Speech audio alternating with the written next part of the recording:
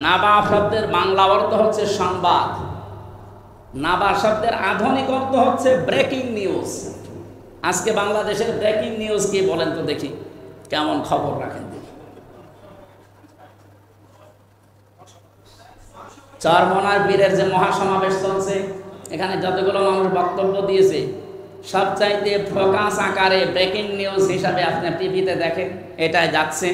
বাংলাদেশ জামাত ইসলামের কেন্দ্রীয় secretary general যিনি আছেন অধ্যাপক মিয়া গোলাম পরোয়ার 8 মিনিট বক্তব্য দিয়েছে, 8 মিনিট 12 সেকেন্ড, নড়িয়ে ফেলেছে আজকে। যদি এইটা ভাষা যদি কেউ না বোঝে, সামনে কিন্তু মুসিবত নেমে আসবে। কারণ ওনার এক কথা 100 কথার সমান। উনি তো নিজের থেকে কথা বলছে না, কথা ওনাকে বলানো হচ্ছে। আপনি আজকের থেকে খুব বেশি 3 দিন আগের একটা জরিপ আছে, বাংলাদেশে এখন 7,75,00,000-এর উপরে মানুষ এই দেশে অ্যাক্টিভভাবে চাচ্ছে যে ইসলাম এই বাংলাদেশে কায়েম হোক। অথচ আগস্টের 5 তারিখের আগেও মাত্র 100 জনের 15 জন বলতো যে ইসলাম এই দেশে কায়েম হোক, মাত্র 15 জন। আর এই 11 মাসের জরিপ হচ্ছে এখন, তাও জরিপটা দিয়েছে খ্রিস্টানরা, মাইক্রোসফট খ্রিস্টানরা চালায় এটা। 257টা দেশ আছে তামাম দুনিয়ায়, সব দেশের ওপরে তাদের নজরদারি আছে। বাংলাদেশ নিয়ে তারা একটা রিপোর্ট দিয়েছে যে 11 মাসে মাত্র 3 দিন আগে এখন 100 জনের 77 জন মানুষ বলছে যে আমরা এই দেশে ইসলাম চাই। বাকি আছে কয়জন? বাকি আছে কয়জন বলেন তো? 23 জন। আমার মনে হয় যাহারে ইসলামে মানুষ আসতেছে, ইদা জা নাসরুল্লাহি ওয়াল ফাত ওয়া রাআইতান নাসা ইয়াদখুলুনা ফি দীনিল্লাহি আফওয়াজা। হে নবী, আল্লাহর সাহায্য যখন আসবে, আপনি তখন বিজয় দেখতে পাবেন। আল্লাহর সাহায্য না আসলে আপনি আগস্টের 5 তারিখে বিজয় পেতেন না। পৃথিবীর ইতিহাস পাল্টিয়ে দিয়েছে তারা। আমার যতটুকু পৃথিবী সম্পর্কে পড়াশোনা করা আছে, আমি আজ পর্যন্ত শুনি না যে পৃথিবীতে একবারে কোনো দেশের যারা দায়িত্বে আছে সব পালিয়ে যায়। কিন্তু এবার আমরা নিজেরা দেখলাম, 510 বছর আগে একবার পালিয়েছিল লক্ষণ সে, কিন্তু সবাইকে নিয়ে না, সে পেছন দরজা দিয়ে একা একা। আর ইনি এমন পালানো পালিয়েছে, সাথে আর কেউ নেই, যা ছিল আন্ডা বাচ্চা সব নিয়ে চলে গেছে। পৃথিবীর ইতিহাস পাল্টিয়ে ফেলেছে। তা আমার এখান থেকে একটা বিষয় মনে আসতেছে, মাত্র 11 মাসে যেভাবে আল্লাহর কোরআনের এই আয়াতটা আমরা বাস্তব প্রতিফলন দেখলাম, রাআইতান নাসা ইয়াদখুলুনা ফি দীনিল্লাহি আফওয়াজা। আল্লাহ কিন্তু দাখলা দেননি, ইয়াদখুলুনা দিয়েছেন। এটা মজারে বর্তমান, ভবিষ্যৎ, প্রেজেন্ট, ফিউচার। আপনি দেখতে পাবেন যখন আল্লাহর সাহায্য আসবে আর বিজয় এসে যাবে, তার 9টা লক্ষণ। কয়টা? এর প্রথম লক্ষণ হচ্ছে ওয়ারাইতান নাসা ইয়াদখুলুনা ফি দীনিল্লাহ। দলে দলে পালে পালে মানুষ দেখবেন আল্লাহর ইসলামে প্রবেশ করছে। আমি 11 মাসে প্রায় 27টার উপরে হিন্দুই মুসলমান বানিয়েছি, আর বাকি কত মানুষ মুসলমান তো আরো মুসলমান হয়ে গেছে। তারও আমার মতো হাজার হাজার লক্ষ লক্ষ হামজা কাজ করতেছে সারা বাংলাদেশে, দিনের জন্য, ইসলামের জন্য খেদমত করছে, তাদের হাতেও আসতেছে। কত মানুষ নিজের বিবেকের তাড়নায় চলে আসতেছে। কিছুদিন আগে আমি এই যে যশোরে এক অধ্যাপক, বিসিএস ক্যাডার, ওনারে বললাম যে স্যার, আপনার মুসলমান হওয়া লাগবে না, আপনাকে আমি শুধু আমার ধর্মের গ্রন্থ কোরআন শরীফ বাংলা আর ইংরেজি ভার্সনটা তুলে দিচ্ছি, আপনি একটু বুঝে বুঝে পড়বেন, আপনার মুসলমান হওয়ার দরকার নেই। আপনি শুধু 3 মাস একটু ভালোভাবে পড়বেন, একটু বুঝে বুঝে, আপনি তো আরবি পারেন না, শুধু বাংলা আর ইংরেজি পড়েন, একটু ভালো করে বুঝে বুঝে পড়বেন। উনি 3 মাস পরে দেখি নিজেই মুসলমান। কোরআনের শ্রোতা কারা? সূরা আনফালের ভেতরে এসেছে, আল্লাহ পাক বলেন, ইন্নামাল মুমিনুনা আল্লাযীনা ইযা যুকিরাল্লাহু ওয়াজিলাত কুলুবুহুম ওয়া ইযা তুলিয়াত আলাইহিম আয়াতুহু যাদাতহুম ঈমানা ওয়া আলা রাব্বিহিম ইয়াতাওয়াক্কালুন। আমি আল্লাহর দৃষ্টিতে মুমিন তো তারা যাদের সামনে আমার নাম উচ্চারণ হলে ওদের অন্তরাত্মা কেঁপে ওঠে।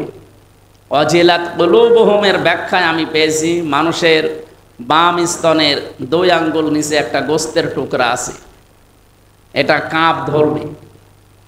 2 নম্বরে আপনার পশমগুলো খাড়া হয়ে যাবে। 3 নম্বরে মনের ভেতর একটা অনির্বচন শোক আপনি পাবেন। কি বললাম? একটা অনির্বচন শোক আপনি পাবেন, এটা কিনতে পাওয়া যায় না। এটা আল্লাহ পাক শুধু বান্দাকে দান করেন, যে মানুষগুলোর অন্তরাত্মা আল্লাহর কথা শুনলে কেঁপে ওঠে।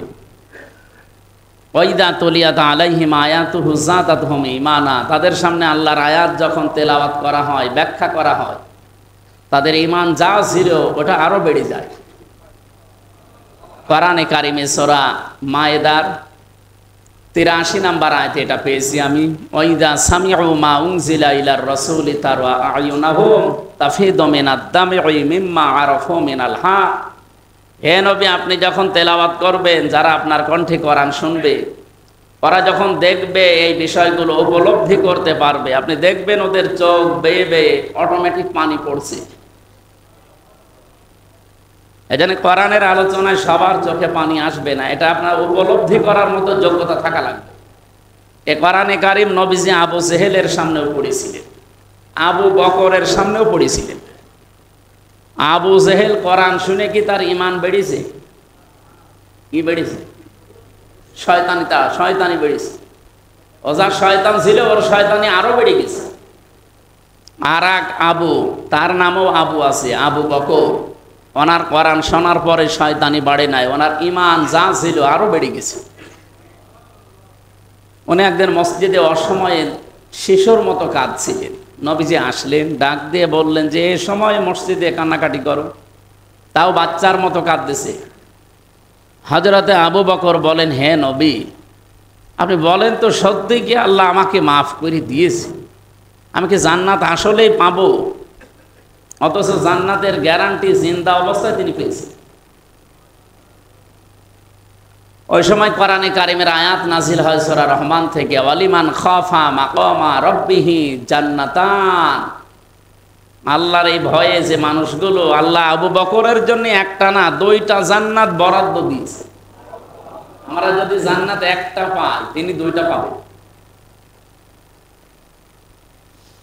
ওয়ালা রাব্বিহিম ইয়াতাওয়াক্কালুন। আর বাড়ি যাওয়ার আগে এই মানুষগুলো সিদ্ধান্ত নিয়ে যায় যে এখন থেকে যদি ভরসা করি, শুধুমাত্র আল্লাহর উপরে করব। কোরআনের যে 3 প্রকার শ্রোতার নাম বললাম, আমরা কোন প্রকারে আছি আপনি নিজেই বলেন। হয়তো কোরআনের আলোচনা শুনলে আপনি কি বিরোধিতা করেন, বাধা দেন, আপনার কি রাগ হয়? 2 নম্বরে আপনার ভালো লাগছে না বলে কি আপনি চলে যান? 3 নম্বরে যখন আপনি কোরআন শোনেন, যা ছিল ঈমান আরো বেড়ে যাচ্ছে, ভরসা আসতেছে, আমার তাওয়াক্কুল আসতেছে আল্লাহর উপরে। আল্লাহ যেন আমাদের এই 3য় প্রকার যে শ্রোতা, এই পয়েন্টে আমাদের কবুল করেন। দরুদ সালাম পাঠ করছি আমাদের নবী মুহাম্মদুর রাসূলুল্লাহ সাল্লাল্লাহু আলাইহি ওয়াসাল্লামের প্রতি। বিশ্ব নবীকে পড়া কোরআনে আল্লাহ 7টা নামে ডাক দিয়েছেন প্রধানত। তার ভেতরে অন্যতম নাম হচ্ছে ইয়াসিন। এখানে তাফসিরে কাবীরের ভেতরে এসেছে ইয়া মানে হে, সিন মানে ইনসান, এটা প্রথম। আরো 5টা আছে। তিনি সিন মানে সাজ্জাদ লিখেছেন, কেউ লিখেছে এই সিন মানে সাজ্জাদের অর্থ আবার 5টা। প্রথমে সিন মানে সাজ্জি, সিন মানে ইনসান বুঝিয়েছেন মুফাসসিরিন ইকরাম। কেউ কেউ জানিয়েছেন সিন মানে সাজ্জাদুল আলামিন, সিন মানে সাজ্জাদুল বাশার, সিন মানে সাজ্জাদুল কাউনাইন, সিন মানে সাজ্জাদুল আম্বিয়া, সিন মানে সাজ্জাদুল মুরসালিন।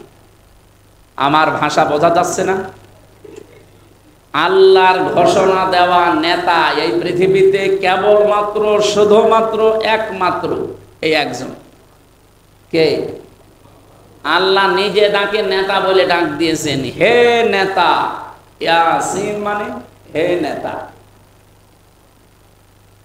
যেহেতু সিন শব্দের 5টা অর্থ বললাম, আমি 1-1.5 মিনিটের ভেতরে বাস্তবতা একটু বোঝাই। সিন মানে সাজ্জাদুল আলামিন, আলম দেননি। আলামিন মানে এরকম জগৎ যত আছে আল্লাহ, ওই সমস্ত জগতেও যদি আল্লাহর কোনো সৃষ্টি থাকে, যদি আপনি ওই জগতে গিয়েও বাস করেন, তাহলে ওখানেও আপনাকে মুহাম্মদুর রাসূলুল্লাহর নেতৃত্ব মানা লাগবে। অন্য কারো আদর্শ নেতৃত্ব মেনে নিলে আপনি জাহান্নামে যাবেন। এখন যদি বলেন আমি তো এই পৃথিবীতে থাকি না, আমি থাকি মঙ্গল গ্রহে, তো ওই জগৎ কার? এই জন্য আলম দেয় না, আলামিন। আমার প্রথম শব্দই ছিল এটা, আলহামদুলিল্লাহি রাব্বিল আলামিন। কেউ যদি বলে আমি বাংলাদেশে থাকি না, আমি থাকি ভারতে, তো ও দেশ কার? এমনকি এই পৃথিবীতে আমি নেই, আমি চাঁদের দেশে থাকি, ওই জগৎ কার?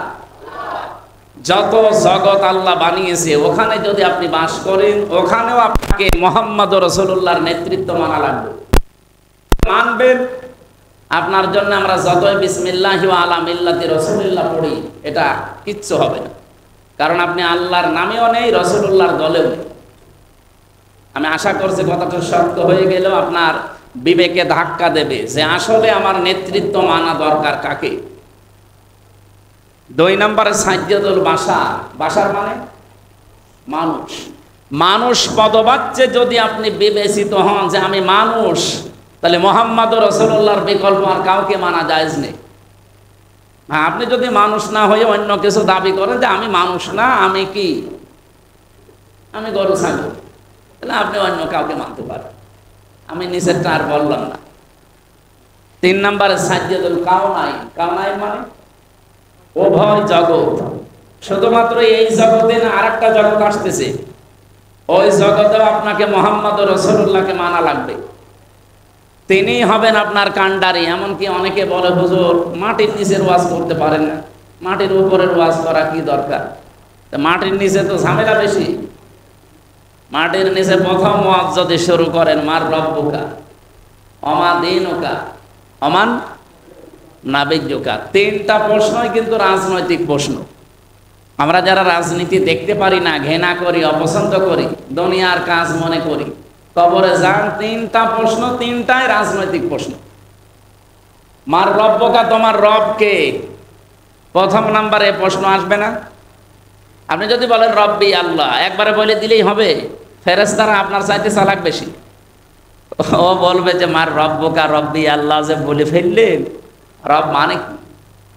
আমি রবের 19টা অর্থ পেয়েছি, প্রধান অর্থ 5টা।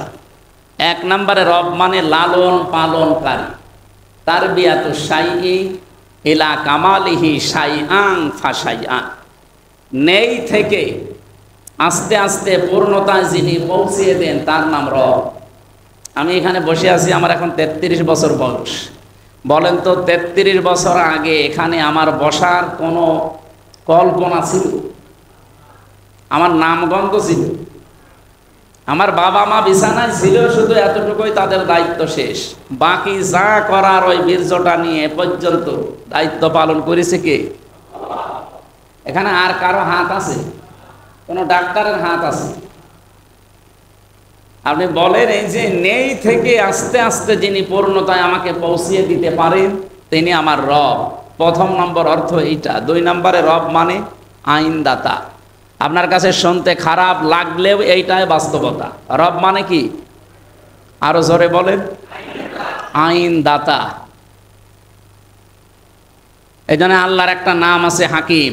হাকিম মানে কি? বিচারক। উনি আইন বানাতে পারে। আল্লাহ বাদে আইন বানানোর ক্ষমতা পৃথিবীতে কারো নেই। কেউ যদি মনে করে যে না আমার বাবা হালকা পাতলা পারে, তাহলে সূরা আলে ইমরানের 154 নম্বর আয়াতের এই মাঝের অংশ আপনাকে কেটে বাদ দেওয়া লাগবে।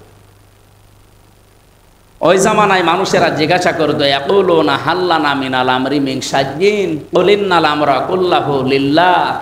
হে নবী, ওরা যদি আপনাকে জিজ্ঞাসা করে যে আইন কানুন বানানোর কোনো ক্ষমতা, কোনো অধিকার কি আল্লাহ আমাদেরকে দিয়েছেন, আপনি স্পষ্ট বলেন কুল ইন্নাল আমরা কুল্লাহু লিল্লাহ। আইন বানানোর কোনো ক্ষমতা পৃথিবীর কারণে, এটা একমাত্র পারে কে? বলেন বলেন। একামতে দিনের দায়িত্ব এই দেশে যারা পালন করে তারা এইটাই চায়। আল্লাহর কসম, এই মসজিদে বসে বলছি, তারা এইটাই চায় যে জমিন আল্লাহর, এখানে আইন কোনো বাবার, কোনো স্বামীর, কোনো চাচার, কোনো খালুর চলবে না। আলা আলা বল খালকু আলা, যিনি বানিয়েছে সিদ্ধান্ত চলবে তার। এইটার বিরুদ্ধে যদি কেউ অবস্থান নেন, এই আয়াত কেটে বাদ দিতে পারবেন আপনি? কিন্তু এর পক্ষে কথা বললে আপনারা বিভিন্ন নাম যে দিয়ে দেন যে আমরা ধর্ম ব্যবসায়ী, আমরা রাজনীতি করি দুনিয়ায়, আমরা পথভ্রষ্ট হয়ে গেছি, আমরা ক্ষমতা লোভী। আমার মনে হয় নবী এখন বেঁচে থাকলে আপনি নবীকেও এরকম কথাই বলবেন। বিশ্বনবী যে রাষ্ট্রপতি ছিলেন এ বিষয়ে কারো মতপার্থক্য আছে? সন্দেহ আছে? উনি 10 বছর একাধারে রাষ্ট্র চালিয়েছিলেন। কয় বছর? উনি রাজনীতি না করলে আন্দাজে রাষ্ট্রপতি হলেন কি করে? আমরা একটা হাদিস মাঝে মাঝে শুনি বিভিন্ন মসজিদে। হাদিস হচ্ছে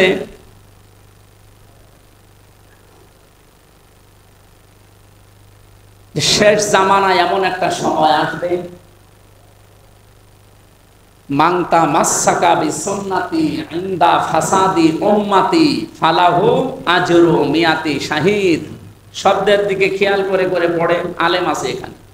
মাংতা মাসসাকা বিসুন্নতি এক আলিফ টান আছে, ইনদা ফাসাদি উম্মতি এখানেও এক আলিফ টান আছে।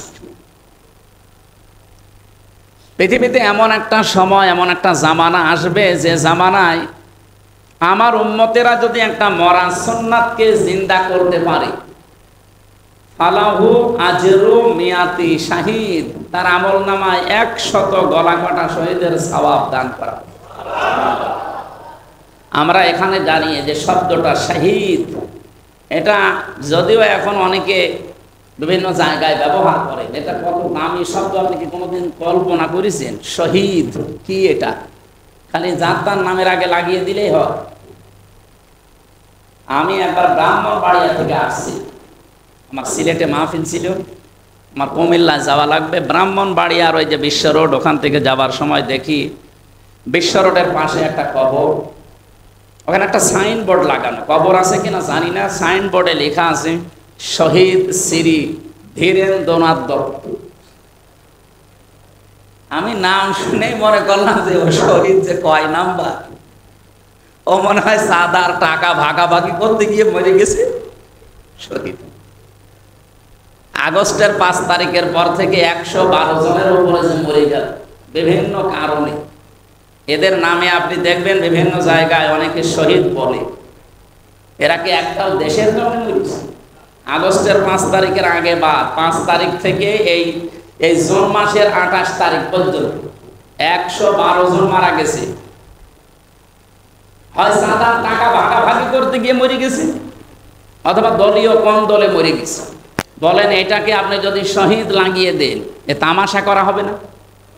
আপনি জানেন শহীদ কি? আল্লাহ রাব্বুল আলামিন কোরআনে কারিমে সূরা বাকারা 154 নম্বর আয়াতে একেবারে দ্ব্যর্থহীন কণ্ঠে ঘোষণা দিয়েছেন, ওয়ালা তাকুলু লিমা ইউকতালু ফি সাবিলিল্লাহি আমওয়াত বাল আহইয়াউ ওয়ালাকিন লা তাশউরুন। তুমি একা না, ওয়ালা তাকুলু এটা বহু বচন, তোমরা কেউ এই কথা বলবা না যে যারা শহীদ হয়েছে তারা মরে গেছে, না, বাল আহইয়াউ বরং তারা জীবিত। তোমরা টের পাও না। তাই এতটুকু আল্লাহ যদি বলতেন তাহলে আমাদের মুখের উপরে নোটিশ দেওয়া হতো, যে তাদের মুখের উপরে নোটিশ করলাম এ কথা বলবি না যে যারা শহীদ তারা মরে যায়, না। আল্লাহ এতটুকু শেষ না করে আবার আরেকটা কথা বললেন, আমরা যেন অন্তরে ধারণাও না করি, ওয়ালা তাহসাবান্নাল্লাযীনা কুতিলু ফি সাবিলিল্লাহি আমওয়াতা বাল আহইয়াউন ইনদা রাব্বিহিম ইরযাকুন।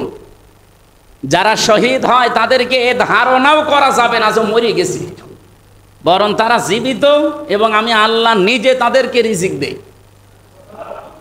কত বড় কঠিন কথা আপনি চিন্তা করেছেন, মুখে তো বলাই যাবে না, অন্তরে ধারণাও করা যাবে না, এত দামি জিনিস শহীদ।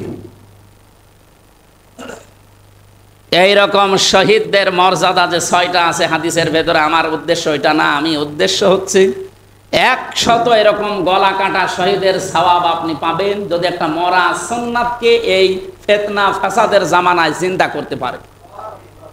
তো এখন মরা সুন্নাত কোনটা? আমি বসে বসে চিন্তা করলাম যে মরা সুন্নত কোনটা, যেটা একবার চলে না। দেখি তো, টুপি মাথায় দেওয়া এটা মরা সুন্নত না, কেউ দেয় কেউ দেয় না, এটা কি মরে গেছে?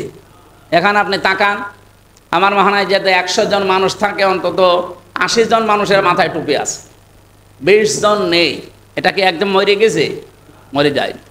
জব্বা গায়ে দেওয়া মনে করেন একেবারে সুন্নত, সুন্নতি ধরলাম, এটা কি মরে গেছে? দাড়ি রাখা সুন্নত, কি মরে গেছে? কেউ রাখে কেউ রাখেন। খাবারের পরে মিষ্টি খাওয়া সুন্নাত, এও কি মরে গেছে? এমনকি অনেকে কোনো সুন্নত যদি জীবনে না মানে এটা মা, মানে খাবারের পরে মিষ্টি খাওয়া সুন্নত, আরো খাবার চায়। অথচ খাবারের আগে যে 3টা সুন্নত আছে, নবীজি বলেন আমার উম্মত যদি এই 3টা সুন্নত খাবারের আগে পালন করে তাহলে জীবনে ওর পেট বুকের উপরে উঠবে না। কারণ পৃথিবীর কোন নবীর পেট বড় ছিল না, প্রত্যেক নবীর পেট ছিল ছোট আর বুক ছিল বড়। আর আমরা এমন উম্মত, আমাদের বুক নেই, শুধু পেট। কারণ ওই আগের সুন্নত মনে নেই। আগের সুন্নত কি? পেটকে 3 ভাগ করা লাগবে। 1 নম্বরে আপনাকে খাবার যতটুকু খাবেন ওই পরিমাণে পানি, আর 1 ভাগ খালি রাখতে হবে হজম হওয়ার জন্য। কিন্তু খাবার খেতে খেতে মনে থাকে না, টুটি পর্যন্ত খায়। এরপরে মিষ্টি খাওয়া সুন্নত, তার মানে আরো খাবার চায়, তো মরবে তো হজম করবে কি দিয়ে? 1 ভাগ খালি রাখা লাগবে না খাবারের হজম হওয়ার জন্যে? এই জন্যে নবীজিকে আমরা তার জীবনী পড়ে দেখলাম কোনোদিন তিনি গ্যাস্ট্রিক, আলসার, পেটের পীড়া এগুলো তার হয়নি। কারণ সুন্নত তিনি মেনে চলতেন, এই কাজগুলো তিনি করতেন। তা আমরাও দেখি যে খাবারের পরে মিষ্টি খাওয়া, এটাও মরে যায়নি, এটাও আছে। কেউ মানে কেউ মানে না, মরে গেছে কোনটা বলে? বিশ্বনবী নিজে এই পৃথিবীতে 10 বছর কোরআন দিয়ে রাষ্ট্র চালিয়েছিলেন। এই সুন্নাত বাংলাদেশে 54 বছরে পালন হয়েছে। এটা কি আছে না মরে গেছে? তো এই সুন্নাত জিন্দা করা লাগবে না? এটা ফেরেশতারা করবে? তো এই কথাই তো বলি যে এই সুন্নতটা মরে গেছে, এই সুন্নত পালন করা দরকার আমাদের। সত্যি করে বলেন, এই 54 বছরে এই সুন্নত আমরা 1 বছরও পালন করতে পেরেছি? পারি না। আজকে একটা জানাজা ছিল কোন জায়গায় জানো, কুমারগাড়া। তো ওখানে আমার একটা আয়াত পড়েছিলাম, অবুদ রব্বাকা হাত্তা ইয়াতিয়াকাল ইয়াকিন। আল্লাহ তাআলা বলেন ইবাদত করবা ওই দিন পর্যন্ত যতদিন তোমার কাছে ইয়াকিন না আসে। ইয়াকিন মানে মৃত্যু। মৃত্যু যতদিন না আসে ইবাদত করা লাগবে ওই পর্যন্ত। ইবাদত মৃত্যুর পরে আর নেই। একটা মানুষ যতক্ষণ না মরে তার ইবাদত বন্ধ আছে? মরে গেলে তার ইবাদত আছে? মরে গেলে ইবাদত আছে কাদের? জীবিত মানুষদের। ও মরে গেছে, ওর ইবাদত শেষ। আমরা যারা জীবিত আছি ওর যে দায়িত্বগুলো আছে, তাকে ধোয়ানো, কাফন দাফন করানো, জানাজা দেওয়া, মাটিতে দেওয়া, এগুলো যদি আমরা না করি আমাদের গুনাহ হবে। কিন্তু ও মরে গেছে, ওর আর ইবাদত আছে? ও যদি বলে যে আমি মরে গেলাম, আমার কবরে কেউ দিল না, আমার গুনাহ হবে, ওর গুনাহ হবে না। গুনাহ কাদের? এখন আমার প্রশ্ন ছিল আজকের জানাজায় যে আমাদের মরে যে লোকটা মারা, এই মহিলা, উনি তাহেরা খাতুন মারা গেল, তা এনার ইবাদত কোন পর্যন্ত? এই যে খাটিয়ায় শুয়ে আছে এ পর্যন্ত। এরপরে ওনার আর ইবাদত নেই। উনি যে ইবাদতে এই 50-60 বছর পর্যন্ত করে গেল, ইবাদত করার জন্য যে ক্ষেত্র দরকার, যে জায়গা দরকার, সেটাকে অনেক পুঙ্খানো পেয়েছে না? পায়নি। হয়তো ব্যক্তিগত জীবনে ইবাদত করেছে, পারিবারিক জীবনে কিছু ইবাদত করেছে, সামাজিক জীবন, রাজনৈতিক জীবন, আন্তর্জাতিক জীবন, অর্থনৈতিক জীবন, রাষ্ট্রীয় জীবন, কোনো জায়গায় তার ইবাদত করার কোনো পরিবেশই নেই। আপনি কিভাবে করবেন ইবাদত বলেন? ব্যাংকিং ব্যবস্থায় আপনি যদি এখন ইবাদত করতে চান, সত্যি করে বলেন বাংলাদেশে যে সিস্টেম, আপনি 100 ভাগ ইবাদত করতে পারবেন না।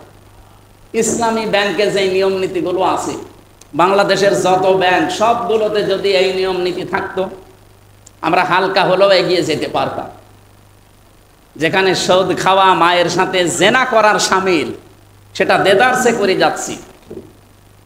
ইসলামী ব্যাংকের নিয়মে যারা ইসলামী ব্যাংকে চাকরি করে, মোশারাকার সিস্টেম আছে, মোদারাবা আছে, মোরাবাহা আছে, এই যে বায়ে সালাম, বায়ে ইস্তেসনা, বায়ে মুআজ্জাল, এই যে নিয়ম নীতিগুলো তারা পালন করে। বাংলাদেশে সোনালী ব্যাংক আছে, রূপালী আছে, অগ্রণী আছে, চৈতালি ব্যাংক আছে। চৈতালি নেই? ও কয়েকদিন পরে দেখবেন হয়ে যাবে চৈতালি। তো এই ব্যাংকগুলোকে কি এই ইসলামের এই যে অর্থনীতির যে নিয়ম নীতি আছে এগুলো, তা আমরা কারবার করছি কি শুধু ইসলামী ব্যাংকে, আর ব্যাংক নেই? এগুলোকে ফেরেশতারা করছে, চলছে না এগুলো? যারা করছে বলেন তো তারা নামাজ পড়ে কিনা, রোজা রাখে কিনা, মুসলমানের হিসাবে নাম রাখে কিনা? তারা তো মায়ের সাথে অলরেডি জেনা করছে। কথাটা যদিও নিকৃষ্ট মানের হয়ে যাচ্ছে, কিন্তু এটাই বাস্তবতা। এই জন্য আমাদের উচিত হচ্ছে এই মুহূর্ত থেকে শুধুমাত্র নামাজ পড়া, রোজা রাখা, জিকির করা যদি ইবাদত বন্দেগী হতো, নবীজির যে এই যে 10টা বছর তিনি রাষ্ট্র চালালেন, ওই মহিলা যে মারা গেল উনি হয়তো ব্যক্তিগত পারিবারিক জীবনের ইবাদতগুলো করলেন, বাকি জীবনের এখনো 7টা জীবন বাকি আছে। অর্থনৈতিক জীবন, রাজনৈতিক জীবন, সামাজিক জীবন, রাষ্ট্রীয় জীবন, সাংস্কৃতিক জীবন, ধর্মীয় জীবন, আন্তর্জাতিক জীবন, এরকম এখনো 7টা। উনি তো জীবনের কোনো ক্ষেত্রে আর ইসলামকেই মানতে পারেন নাই, অন্তত এই দেশে। তো উনি এখন মারা গেল, কি জবাব দেবে কবরে? যেই বলবে যে রব্বি আল্লাহ, আমার রব আল্লাহ, ফেরেশতারা অত কি একেবারে ওরা জিজ্ঞাসা করবে না রব্বি আল্লাহ বলে দিলে আর ছেড়ে দেবো না? না, তোমার দেশে যেখানে বাস করতে রবের কয়টা আইন ছিল বলো? কোরআনে রবের আইন ছিল কয়টা বলেন তো? শরীয়তের আইন 500। একটা আইনও যে দেশে ছিঁড়ে চলতো না, আন্দাজে রব্বি আল্লাহ বলে দিলে আর আমরা মেনে নেব, জীবনেও না। আমরা আগে থেকে সতর্ক হই ভাই, একটা আইনও চলছে না রবের। আপনি রব্বি আল্লাহ বললে ফেরেশতারা মেনে নিয়ে চলে যাবে না, ফেরেশতারা উল্টা প্রশ্ন করলে আপনি ধরা খাবেন। যেই বলবে রব্বি আল্লাহ, রব মানে আইনদাতা, কোন আইন চলতো রবের সেটা বলো দেখি, কিছু বলতে পারবেন না। 2 নাম্বারটা তো আরো কঠিন, মা দীনুকা, তোমার দিন কি? দিন মানে শুধু ধর্ম না, দিন মানে জীবন ব্যবস্থা। জীবন কিভাবে চলবে, একেবারে টয়লেট থেকে শুরু করে সংসদ পর্যন্ত সবগুলো দিনের ভেতরে আছে। এই জন্য একজন মানুষ যখন টয়লেটে প্রবেশ করে, বাম পা দিয়ে প্রবেশ করে আল্লাহুম্মা ইন্নী আউযু বিকা মিনাল খুবুসি ওয়াল খাবাইস, এটা বলে 8-10 মিনিট টয়লেটে বসে আছে। এখান থেকে যখন ডান পা দিয়ে বের হবে গফরানাক, এই শব্দটা বলতে বলতে 8-10 মিনিট কেটে গেল। এই পুরাটাই ইবাদত। এখন যদি বলে টয়লেট করাও যদি ইবাদত হয়, আর কি বাকি আছে? আর কিছু বাকি নেই। এমনকি স্ত্রী ব্যবহার করাও ইবাদত, যদি নিজেরটা হয়। অনেকে আবার অন্যেরটা করেও মনে করে ইবাদত না। নবীজি বলেন আমার কাছে 3টা জিনিস ভালো লাগতো। 1 নম্বরে সুগন্ধি, নামাজ, আর আমার নিজের স্ত্রী। এখানে ইমরাতি একালিফ টান আছে, আমার নিজের স্ত্রী আমার কাছে ভালো লাগতো। বলেন তো, আমরা উম্মত হিসাবে বুকে হাত দিয়ে বলেন তো, সত্যি করে বলবে স্ত্রী ভালো লাগে আমাদের কাছে, নিজেরটা ছাড়া অন্যেরটা বেশি। যদিও আমাদের এইখানে যারা আছি এদের ভেতরে স্বভাব নেই, অনেকের ভেতরে স্বভাব দেশে আছে না, নিজের বউ ভালো লাগে না, অন্যেরটা দেখলেই যেন ভালো লাগে। এটা একটা রোগ। এটা কি? এই রোগের একটা চিকিৎসা আছে। এই রোগে কি রোগী এখানে আছে যে নিজের বউ ভালো লাগে না, অন্যেরটা দেখলেই কেমন যেন মনের ভেতরে আনন্দ লাগে। এরকম রোগী কেউ হাত তোলেন তো দেখি। না, আছে, আমি জানি, আপনি হাসলে হবে না, এখানে ওইরকম রোগী আছে। এই রোগের ঔষধও আছে। এই রোগের ঔষধ কি?